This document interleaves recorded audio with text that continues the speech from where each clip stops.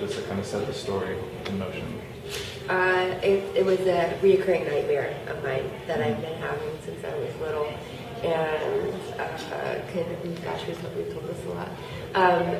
Kentucker and I really wanted to work together, and we had passed around a bunch of ideas, and I told him about this reoccurring nightmare, and he was like, "That's the story we should make, because it's way more interesting."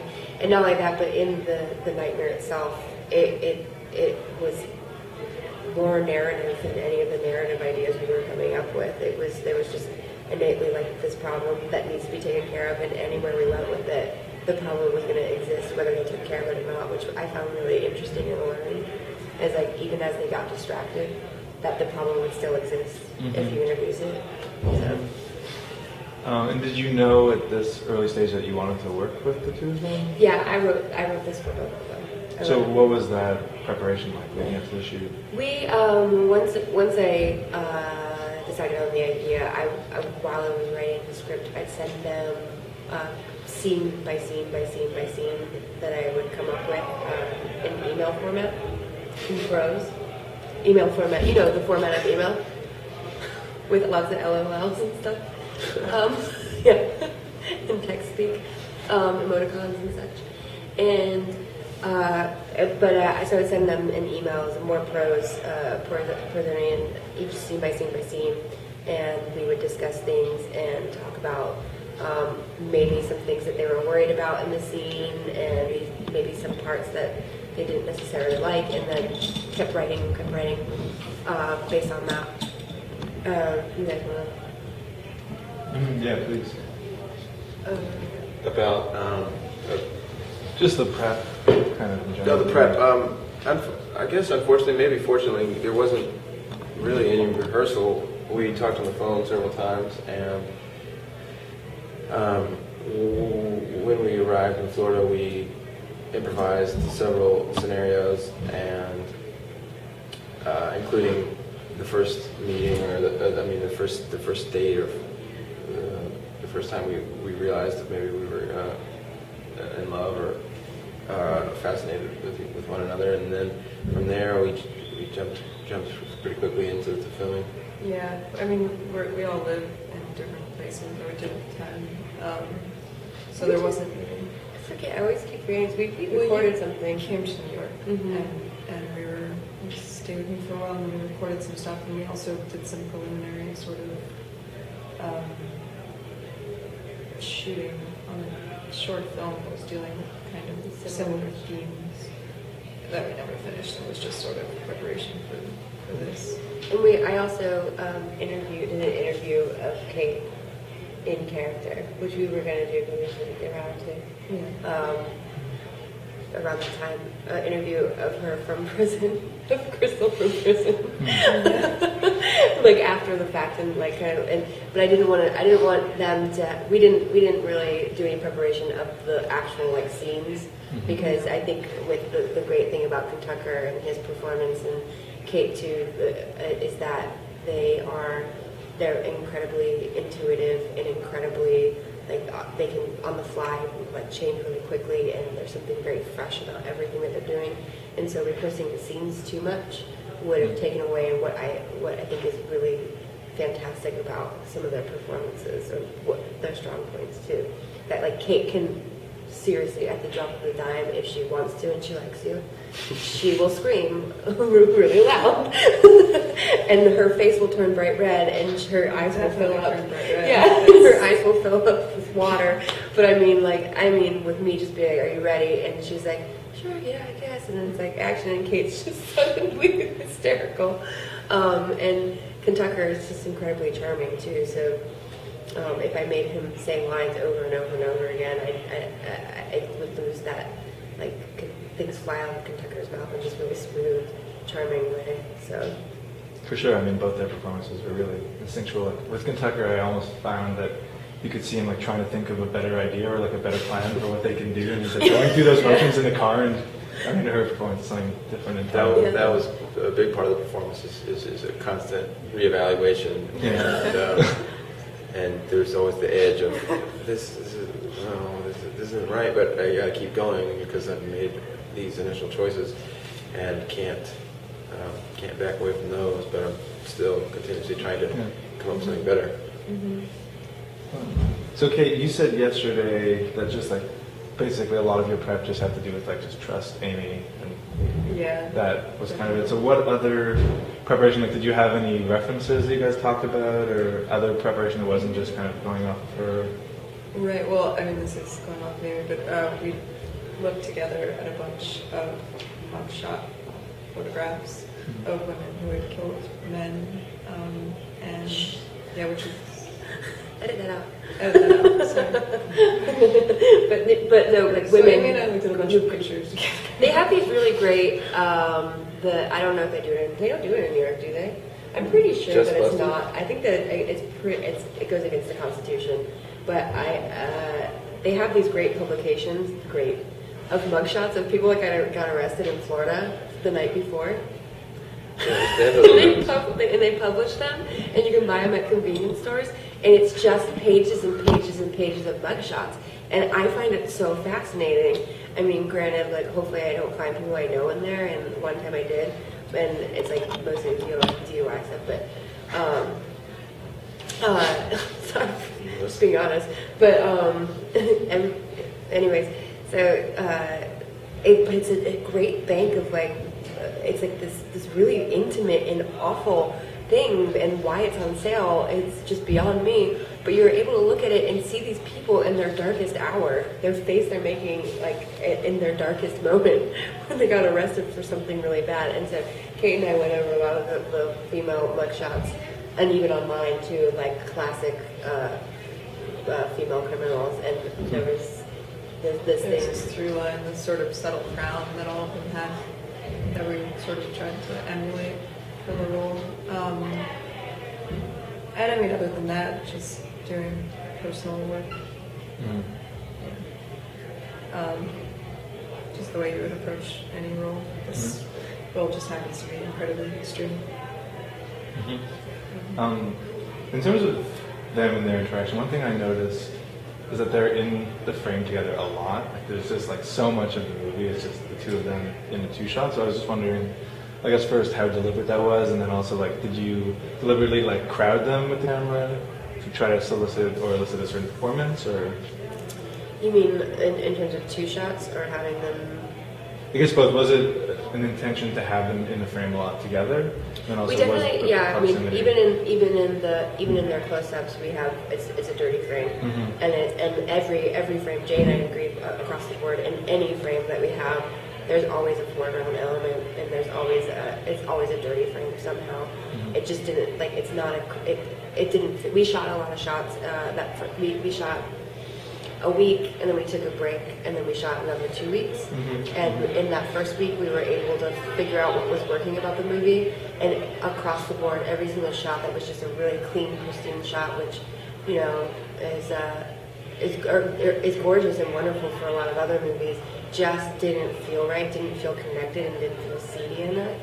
And not only that, we wanted to shoot a lot of two shots with them, like even in the fight sequence, and similar to the way that you want to capture a performance of what happens in that one take, which is a movie, you know, part of how we're all kind of used to working together, and is capturing moments.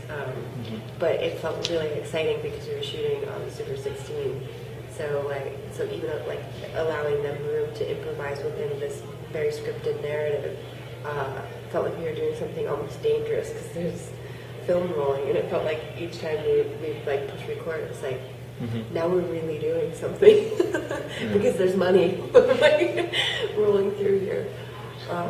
No, I'm sure people are going to be like writing about that time. I mean, it makes all the difference. Yeah. And it's just like I was talking to Michael Kelly yesterday about it, and it's just like it's just the kind of film that it would have been great if it was shot on the red, but it wouldn't have really gone to the same place. It's a classic story. I mean, it's a classic story. They're classic kind of characters, in my opinion.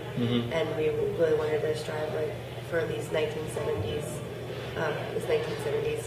feeling, and not just that, but Kate, remember when I was saying with you that time, we were talking about Kate as an actress too, and Kate said this really sweet thing, that I was like, I agree with you 100%. She's like, I think that if I had been born, or if I was an actress at this age, right now in the 70s, I think that I would be famous already.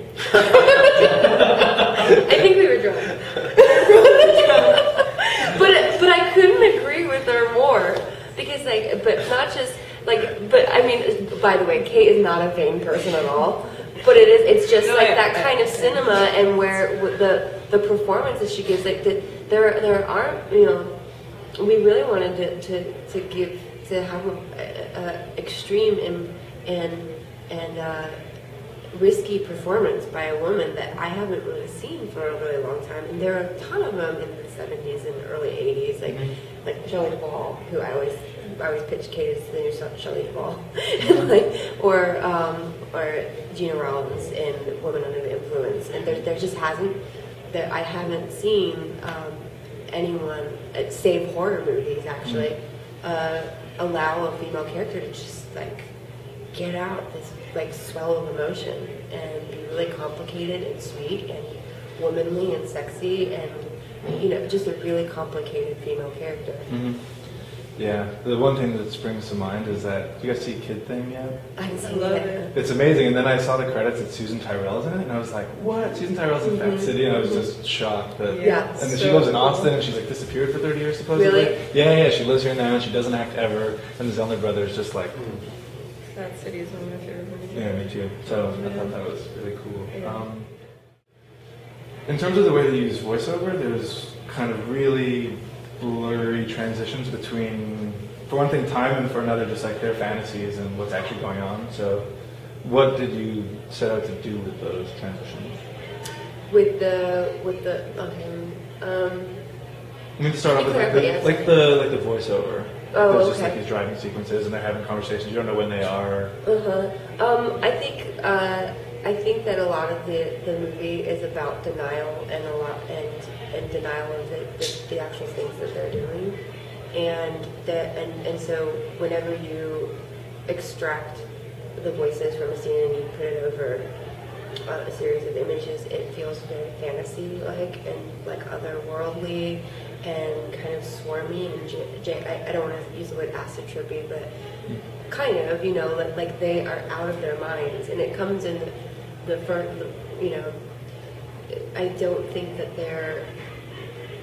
this is a story about people that are not thinking straight, and I think it's a really effective tool to disorient the audience in time and space, for not only because the characters are feeling that way, but also it's just sort of part of the narrative of everything. And even in there's a sequence where we did voiceover, but and we had actual production dialogue that was clean and great in this one sequence, but I wanted it to still feel out of this world, so instead I had them do ADR for all of it, so that it still felt really distant and dreamy and weird. There's so many sounds that were just so loud, literally, the slamming of a car door or whatever, and so I was just wondering, was that specifically intentional that you wanted those things to really just pop? Yeah, I think that because it's Nightmare, and in the mix of it, Pete Horner, because we were very lucky enough to do our mix at Skywalker, and because Kim Sherman, our producer, was at the Sundance Lab and met Skywalker, and they were really supportive of independent film, and so Pete Horner really responded to the script and really wanted to do the sound mix, and he and I had conversations about in these nightmares, for me, there's a sonic vibration.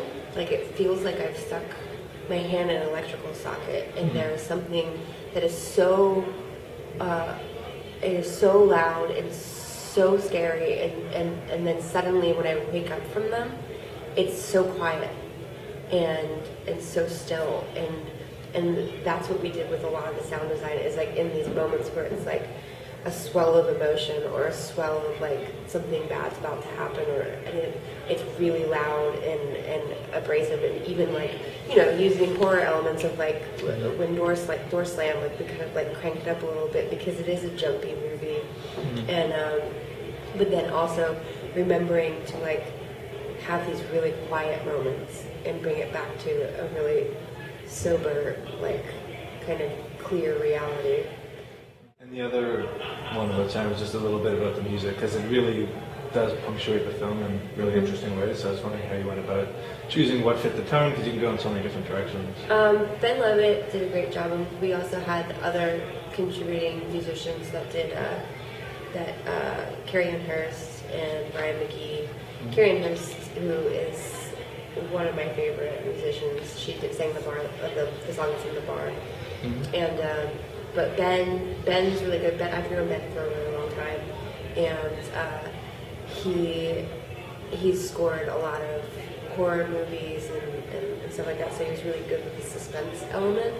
And then we both agreed that in the most suspenseful moments, it was almost scarier to just not enhance it with music and leave the musical elements to these more dreamy moments, and also the moments where you wouldn't necessarily feel like tension, but it is really high intense.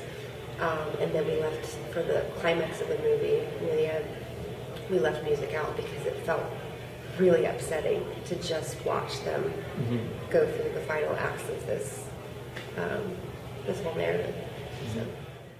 So like, let's say 45 minutes into the film, I was still thinking, like, when do these two have fun? Like, when do these people enjoy each other's company? Like, when do I get to see? And then I felt like it was totally answered when they were in the bar together, and then especially in the bathroom. But literally up until that bathroom scene, I was like, these people are fucking miserable. Like, so I guess I was just wondering, like, what was it like for you guys to go through that? Did you feel that whatsoever?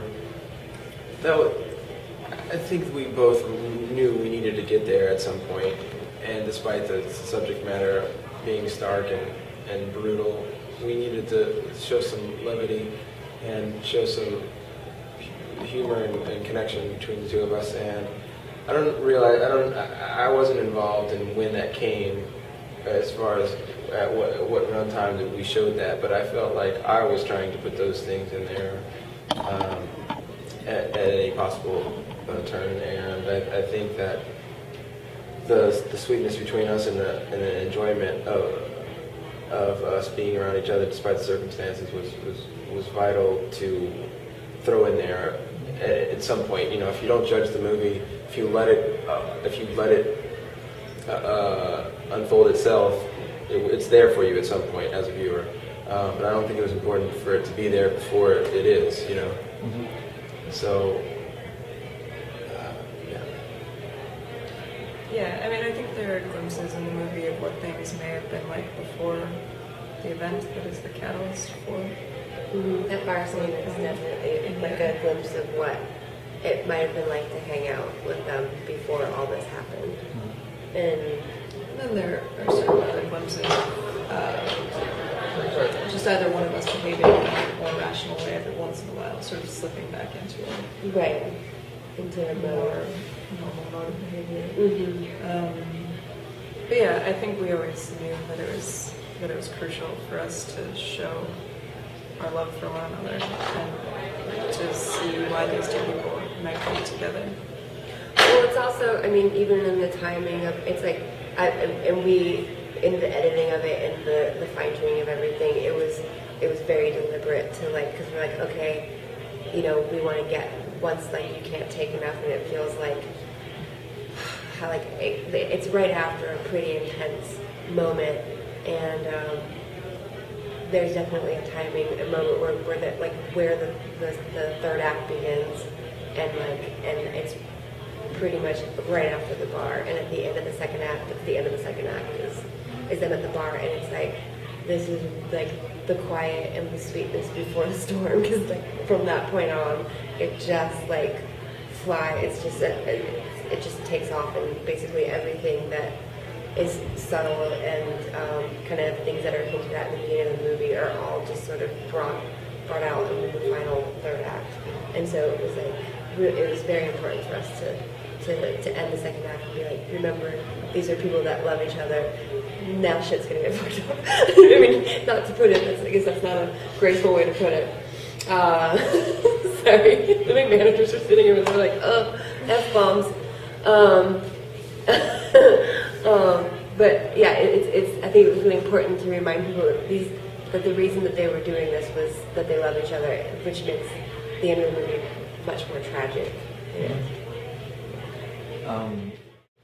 the film's kind of like very pastel-y, and there's pinks, light blues, oranges. So I guess that's the first question, like how you decide with the production designer and your DP. And then secondly, just curious as to why they were basically dressed the same. In the same color palette? Yeah, well, no, they're almost wearing the same clothing. They're both wearing jean shorts and Yeah. the exact same colored t-shirt. So those are just two little... Did you say that the costumes were based a lot on other child clothing we wear, the kids, the clothes kids wear? Play clothes. And I think it's totally true. I never thought about that. Those are the type of jeans that little boys wear, like really baggy jeans down past the knees, and really baggy, loose-fitting clothes with vacation spots on them. Yeah, exactly. And then and sneakers. And basically the clothing is very, very much a product of the environment too. In Florida, you don't really think about how you look in the summertime. I mean, you do. You have a forethought in the morning when you leave the house, but come like an hour outdoors, and your makeup is like all smeared off your face, and like all of your clothes have like sweat stains on them, and you just feel disgusting. So you might as well just go for like comfort and wear like, you know, a sleeveless shirt with jean shorts, and you don't even try to look nice. And that's, I mean, I think they're just products of like living in Florida too. So my last question is, you mentioned One Under the Influence before, and I also read, I think in Filmmaker or something, that you also referenced that film. And one thing that I thought was interesting, and this kind of speaks to like the way that you end the film and the decisions that you make, that in that film and kind of a lot of his other ones, it goes there, but it always comes back up in like Faces, One Under the Influence, right. Except for Chinese Bookie, that one doesn't end super well for anybody. But generally speaking, there's kind of this moral to it, whereas I think you made a really deliberate decision to keep it bleak. And I don't know if that has to do with Nightmares, so I was just wondering as to like your choice to go in that direction. The interesting thing is that depending on who watches it, it's not so bleak. And for me, it felt like the most peaceful place that the movie could have ended.